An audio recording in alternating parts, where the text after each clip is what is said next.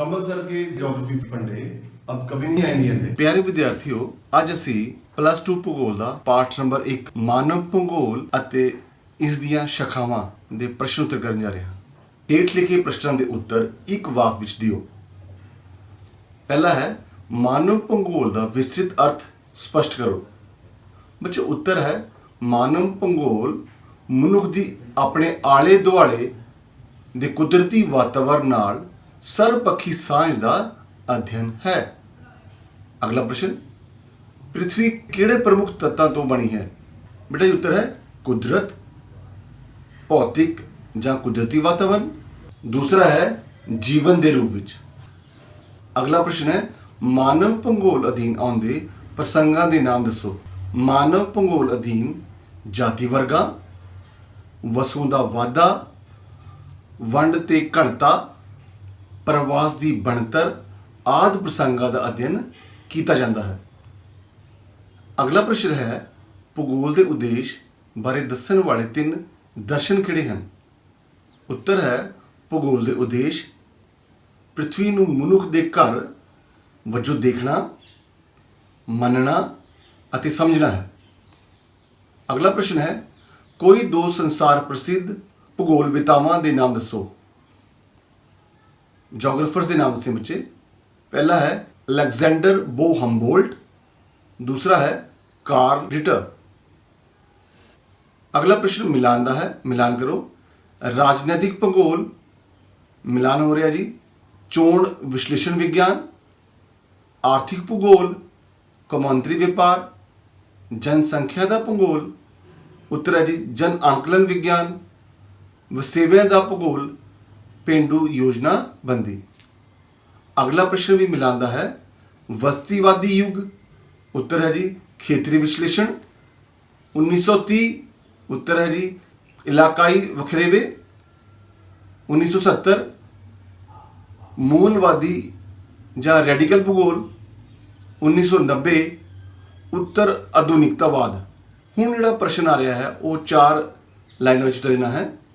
ਪਹਿਲਾ, ਪੈਨਗੁਇਨ ਸ਼ਬਦ ਕੋਸ਼ ਅਨੁਸਾਰ ਸਥਾਨਕ ਵੰਡ ਦੀ ਪਰਿਭਾਸ਼ਾ ਕੀ ਹੈ?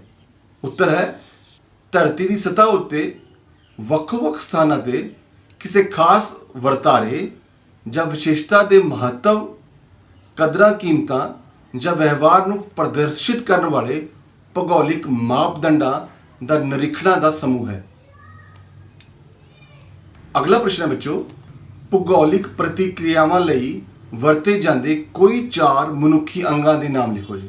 ਉੱਤਰ ਹੈ ਭੂਗੋਲਿਕ ਪ੍ਰਤੀਕਿਰਿਆਵਾਂ ਲਈ ਵਰਤੇ ਜਾਂਦੇ 4 ਮੁੱਖ ਅੰਗ। ਪਹਿਲਾ ਅੰਗ ਹੈ ਚਿਹਰਾ, ਧਰਤੀ ਦਾ ਚਿਹਰਾ, ਫੇਸ ਆਫ ਦਾ ਅਰਥ। ਦੂਸਰਾ ਅੱਖ, ਤੂਫਾਨ ਦੀ ਅੱਖ, ਆਈ ਆਫ ਸਟਾਰਮ। ਤੀਸਰਾ ਹੈ ਮੂੰਹ, ਦਰਿਆ ਦਾ ਮੂੰਹ, ਮਾਊਥ ਆਫ ਰਿਵਰ। ਨੱਕ, ਹਿਮ ਨਦੀ ਦਾ ਨੱਕ, ਨੋਜ਼ ਆਫ ਦਾ ਗਲੇਸ਼ੀਅਰ। ਅਗਲਾ ਪ੍ਰਸ਼ਨ ਹੈ ਕਿਹੜੇ ਵਿਸ਼ੇ ਹੇਠ ਲਿਖੇ ਅਧਿਐਨਾਂ ਦੀ ਵਿਆਖਿਆ ਕਰਦੇ ਹਨ? ਪਹਿਲਾ ਵਿਸ਼ਾ ਹੈ ਜੀ ਧਰਤੀ ਦਾ ਅੰਤਰੀਵ, ਭੂ ਵਿਗਿਆਨ ਦਾ ਸੰਬੰਧ ਧਰਤੀ ਦੀ ਪੇਪੜੀ ਦੀ ਬਣਤਰ ਦੇ ਅੰਦਰਲੇ ਹਿੱਸੇ ਨਾਲ ਸੰਬੰਧਿਤ ਹੈ। ਦੂਸਰਾ ਅਧਿਐਨ ਹੈ ਜੀ ਮਨੁੱਖੀ ਵਸੋਂ। ਜਨ ਅੰਕਲਨ ਵਿਗਿਆਨ ਦਾ ਸੰਬੰਧ ਮਨੁੱਖੀ ਵਸੋਂ ਨਾਲ ਹੈ। ਪ੍ਰਾਣੀ ਜਗਤ ਜਾਨਵਰ ਨਾਲ ਸੰਬੰਧਿਤ ਹੈ। ਵਨਸਪਤੀ ਜਗਤ ਵਨਸਪਤੀ ਵਿਗਿਆਨ ਨਾਲ ਸੰਬੰਧਿਤ ਹੈ। ਬੱਚੋ ਇਸੇ ਤਰ੍ਹਾਂ ਅਗਲਾ ਪ੍ਰਸ਼ਨ ਹੈ ਭੂਗੋਲਿਕ ਧਾਰਨਾਵਾਂ ਤੋਂ ਤੁਸੀਂ ਕੀ ਸਮਝਦੇ ਹੋ? ਉੱਤਰ ਇਸ ਤੋਂ ਭਾਵ ਕਿਸੇ ਖਾਸ ਸਮੇਂ, ਸਥਾਨ ਦੇ ਸੰਦਰਭ ਵਿੱਚ ਭੂਗੋਲਿਕ ਵਿਗਿਆਨ ਦੇ ਵਿਕਾਸ ਨੂੰ ਸਮਝਣਾ ਹੁੰਦਾ ਹੈ। ਪ੍ਰਸ਼ਨ ਨੰਬਰ 3, ਹੇਠ ਲਿਖੇ ਪ੍ਰਸ਼ਨਾਂ ਦਾ ਉੱਤਰ 10 ਜਾਂ 12 ਲਾਈਨਾਂ ਵਿੱਚ ਦਿਓ। ਬੇਟਾ ਜੀ ਪਹਿਲਾ ਪ੍ਰਸ਼ਨ ਹੈ ਭੂਗੋਲ ਨੂੰ ਅਲੈਗਜ਼ੈਂਡਰ ਬੋ ਹੰਬੋਲਟ ਦੀ ਦੇਣ ਤੇ ਨੋਟ ਲਿਖੋ। ਉੱਤਰ ਹੰਬੋਲਟ ਦਾ ਯੋਗਦਾਨ ਵਿਸ਼ਾ ਖੇਤਰ ਵਿੱਚ ਸਭ ਤੋਂ ਵੱਧ ਹੋਣ ਕਰਕੇ ਉਹਨਾਂ ਨੂੰ ਆਧੁਨਿਕ ਭੂਗੋਲ ਦਾ ਪਿਤਾਮਹ ਕਿਹਾ ਜਾਂਦਾ ਹੈ।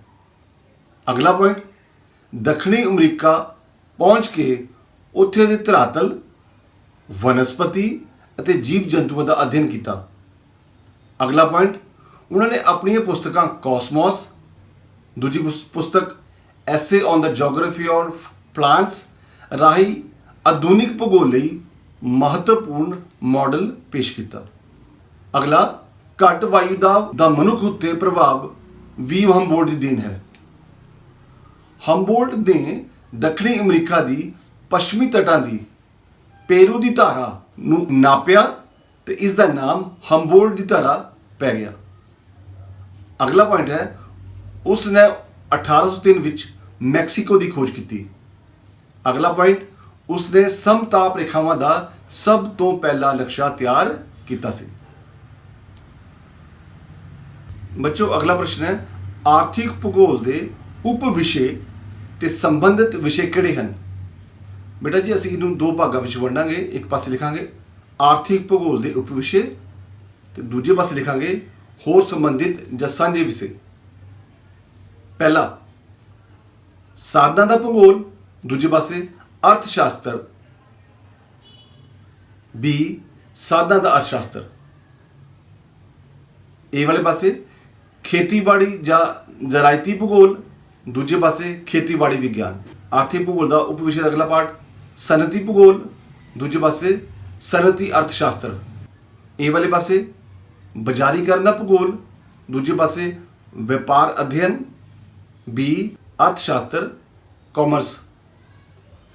ਪੰਜਵਾਂ ਪੁਆਇੰਟ ਹੈ ਜੀ ਸੈਰ ਸਪਾਟੇ ਦਾ ਭੂਗੋਲ, ਦੂਜੇ ਪਾਸੇ ਸੈਰ ਸਪਾਟਾ ਤੇ ਯਾਤਰਾ ਪ੍ਰਬੰਧ। ਛੇਵਾਂ ਪੁਆਇੰਟ ਹੈ ਜੀ ਕੌਮਾਂਤਰੀ ਸੰਬੰਧਾਂ ਦਾ ਭੂਗੋਲ ਤੇ ਦੂਜੇ ਪਾਸੇ ਕੌਮਾਂਤਰੀ ਵਪਾਰ। ਵਿਦਵਾਨਾਂ ਨੇ ਭੂਗੋਲਿਕ ਪ੍ਰਤੀਕਿਰਿਆਵਾਂ ਨੂੰ ਮਨੁੱਖੀ ਅੰਗਾਂ ਅਤੇ ਕਿਰਿਆਵਾਂ ਦੇ ਨਾਮ ਕਿਸ ਪ੍ਰਕਾਰ ਦਿੱਤੇ ਹਨ?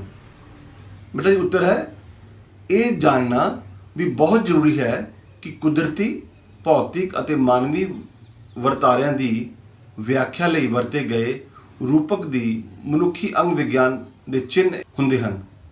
ਅਸੀਂ ਹਮੇਸ਼ਾ ਹੀ ਇਹ ਗੱਲ ਕਰਦੇ ਹਾਂ ਕਿ ਧਰਤੀ ਦਾ ਚਿਹਰਾ, ਤੂਫਾਨ ਦੀ ਅੱਖ, ਦਰਿਆ ਦਾ ਮੂੰਹ, ਹਿਮ ਨਦੀਆਂ ਦਾ ਨੱਕ, ਥਲ ਡਮਰੂ ਦੀ ਗਰਦਨ, ਮਿੱਟੀ ਦੀ ਰੂਪਰੇਖਾ, ਇਵੇਂ ਹੀ ਭੂਗੋਲ ਵਿੱਚ ਖੇਤਰੀ ਕਸਬਿਆਂ ਅਤੇ ਪਿੰਡਾਂ ਆਦਿ ਦਾ ਵਰਣਨ ਜੀਵਾਂ ਦੇ ਤੌਰ ਤੇ ਕੀਤਾ ਜਾਂਦਾ ਹੈ।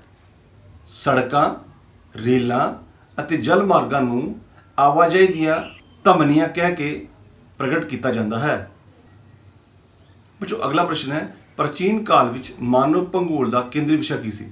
ਉੱਤਰ ਹੈ, ਪ੍ਰਾਚੀਨ ਕਾਲ ਵਿੱਚ ਮਾਨਵ ਭੂਗੋਲ ਦਾ ਕੇਂਦਰੀ ਵਿਸ਼ਾ ਨਕਸ਼ੇ ਬਣਾਉਣਾ ਸੀ ਅਤੇ ਉਹ ਖਗੋਲੀ ਨਪਾਈ ਕਰਦੇ ਸਨ। ਪੁਰਾਣੇ ਰਿਕਾਰਡਾਂ ਮੁਤਾਬਕ ਵਿਦਵਾਨਾਂ ਦੀ ਰੁਚੀ ਪ੍ਰਿਥਵੀ ਦੇ ਨਕਸ਼ੇ ਬਣਾ ਕੇ, ਖਗੋਲ ਦੀ ਨਪਾਈ ਕਰਕੇ ਧਰਤੀ ਦੇ ਭੌਤਿਕ ਕੁਦਰਤੀ ਗਿਆਨ ਨੂੰ ਸਮਝਣ ਦੀ ਸੀ। ਯੂਨਾਨੀ ਵਿਦਵਾਨਾਂ ਨੂੰ ਪ੍ਰਥਮ ਭੂਗੋਲਵੇਤਾ ਹੋਣ ਦਾ ਮਾਣ ਹਾਸਲ ਹੈ। ਹੋਮਰ, ਹੈਰੋਡੋਟਸ, ਵੇਲਸ, ਅਰਸਤੂ ਅਤੇ ਐਰੋਟੋਨਮੀਜ਼ ਇਹਨਾਂ ਵਿੱਚੋਂ ਪ੍ਰਮੁੱਖ ਹਨ।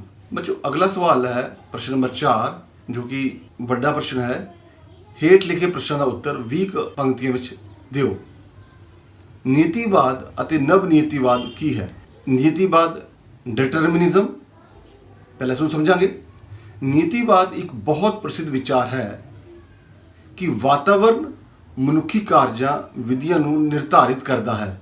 ਵਾਤਾਵਰਣੀ ਦਿਸ਼ਾਵਾਂ ਦੇ ਅਨੁਸਾਰ ਹੀ ਮਨੁੱਖ ਦਾ ਸਰੀਰਕ ਗਠਨ, ਭੋਜਨ, ਰਹਿਣ ਸਹਿਣ ਆਦਿ ਪਹਿਲੀ ਭੌਤਿਕ ਜ਼ਰੂਰਤਾਂ, ਕੰਮ ਧੰਦੇ, ਸਮਾਜਿਕ सांस्कृतिक क्रियावां आदि का निर्धारण हुंदा है।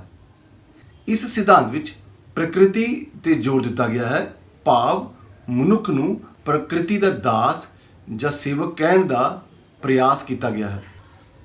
इस विचारधारा का बहुता विकास 19वीं ਜਾਂ 20वीं सदी विच जर्मन भूगोलवेतावां द्वारा किया गया है। ਇਹ विचारधारा के मुख्य समर्थक रेटजल सन। ਕੁਦਰਤ ਮਨੁੱਖ ਦੇ ਕੰਮਾਂ ਅਤੇ ਜ਼ਿੰਦਗੀ ਦੋਵਾਂ ਨੂੰ ਪ੍ਰਭਾਵਿਤ ਕਰਦੀ ਹੈ ਅਤੇ ਇਸ ਨੂੰ ਨੀਤੀਵਾਦ ਦਾ ਸਿਧਾਂਤ ਆਖਿਆ ਜਾਂਦਾ ਹੈ। ਉਦਾਹਰਨ ਵਜੋਂ ਅਰਸਤੂ ਦਾ ਸਿਧਾਂਤ ਸੀ ਕਿ ਠੰਡੇ ਦੇਸ਼ਾਂ ਦੇ ਲੋਕ ਬਹਾਦਰ ਹੁੰਦੇ ਹਨ ਅਤੇ ਉਹਨਾਂ ਵਿੱਚ ਰਾਜਨੀਤਿਕ ਸੰਗਠਨਾਂ ਅਤੇ ਗੁਆਂਢੀ ਮੁਲਕਾਂ ਉੱਤੇ ਰਾਜ ਕਰਨ ਦੀ ਸਮਰੱਥਾ ਹੁੰਦੀ ਹੈ ਅਤੇ ਏਸ਼ੀਆ ਦੇ ਲੋਕਾਂ ਵਿੱਚ ਦਲੇਰੀ ਦੀ ਕਮੀ ਹੁੰਦੀ ਹੈ। ਅਜਿਹੇ ਵਿਚਾਰਾਂ ਦੇ ਸਮਰਥਕ ਸਨ ਅਰਸਤੂ, Strabo, Karl Ritter, WM Davis ਅਤੇ ਐਲਨ ਚਰਚਿਲ ਸੈਂਪਲ ਨਵ ਨਿਯਤੀਵਾਦ ਦਾ ਸਿਧਾਂਤ 1920 ਦੇ ਦਹਾਕੇ ਵਿੱਚ ਗ੍ਰਿਫਨ ਟੇਲਰ ਦੁਆਰਾ ਪੇਸ਼ ਕੀਤਾ ਗਿਆ, ਜਿਹੜਾ ਕਿ ਵਾਤਾਵਰਣੀ ਨਿਯਤੀਵਾਦ ਅਤੇ ਸੰਭਵਤਾਵਾਦ ਦੇ ਵਿਚਾਲੇ ਦਾ ਰਸਤਾ ਅਪਣਾਉਂਦਾ ਹੈ। ਟੇਲਰ ਅਨੁਸਾਰ ਇਸ ਨੂੰ ਰੁਕੋ ਅਤੇ ਜਾਓ ਦਾ ਨਿਯਤੀਵਾਦ ਦਾ ਨਾਮ ਦਿੱਤਾ ਗਿਆ। ਸ਼ਹਿਰਾਂ ਦੇ ਚੌਂਕਾਂ ਵਿੱਚ ਆਵਾਜਾਈ ਰੰਗੀਨ ਬੱਤੀਆਂ ਰਾਹੀਂ ਸੰਚਾਲਿਤ ਕੀਤੀ ਜਾਂਦੀ ਹੈ। ਲਾਲ ਬੱਤੀ ਦਾ ਅਰਥ ਹੈ ਰੁਕੋ, ਪੀਲੀ ਬੱਤੀ ਦਾ ਅਰਥ ਹੈ ਤਿਆਰ ਰਹੋ, ਹਰੀ ਦਾ ਅਰਥ ਹੈ ਜਾਓ। ਇਹ ਸਿਧਾਂਤ ਦੱਸਦਾ ਹੈ ਕਿ ਨਾ ਤਾਂ ਕੋਈ ਸਥਿਤੀ ਸੰਪੂਰਨ ਭੌਤਿਕ ਬੰਧਨ ਨਿਯਤੀਵਾਦ ਦੀ ਹੈ ਅਤੇ ਨਾ ਹੀ ਸੰਪੂਰਨ ਆਜ਼ਾਦੀ ਸੰਭਵਤਾਵਾਦ ਵਰਗੇ ਕੋਈ ਹਾਲਾਤ ਹਨ। ਇਸ ਦਾ ਅਰਥ ਹੈ ਕਿ ਮਾਨਵ ਕੁਦਰਤ ਨਾਲ ਇੱਕਮਿਕ ਹੋ ਕੇ ਹੀ ਉਸ ਨੂੰ ਜਿੱਤ ਸਕਦਾ ਹੈ। ਉਸ ਨੂੰ ਲਾਲ ਬੱਤੀ ਉੱਤੇ ਰੁਕਣਾ ਪਵੇਗਾ ਅਤੇ ਜਦੋਂ ਕੁਦਰਤ ਉਸ ਨੂੰ ਸੁਧਾਰ ਦੀ ਇਜਾਜ਼ਤ ਦੇਵੇ ਤਾਂ ਉਹ ਅੱਗੇ ਵਧ ਸਕਦਾ ਹੈ। ਨਵ ਨਿਯਤੀਵਾਦ ਸਿਧਾਂਤਕ ਤੌਰ ਤੇ ਸੰਤੁਲਨ ਲਿਆਉਣ ਅਤੇ ਇਹ ਤੇ ਉਹ ਦਾ ਦਵੇ ਮਿਟਾਉਣ ਦੀ ਕੋਸ਼ਿਸ਼ ਹੈ। ਬੱਚੋ, ਉਮੀਦ ਕਰਦਾ ਹਾਂ ਤੁਸੀਂ ਇਨ ਪ੍ਰਸ਼ਨਾਂ ਨੂੰ ਆਪਣੀ ਕਾਪੀ ਤੇ ਲਿਖ ਕੇ ਯਾਦ ਕਰੋਗੇ। ਇਸੇ ਤਰ੍ਹਾਂ ਮੇਰੇ ਚੈਨਲ ਨੂੰ ਲਾਈਕ, ਸ਼ੇਅਰ ਐਂਡ ਸਬਸਕ੍ਰਾਈਬ ਜ਼ਰੂਰ ਕਰੋ। Thank you.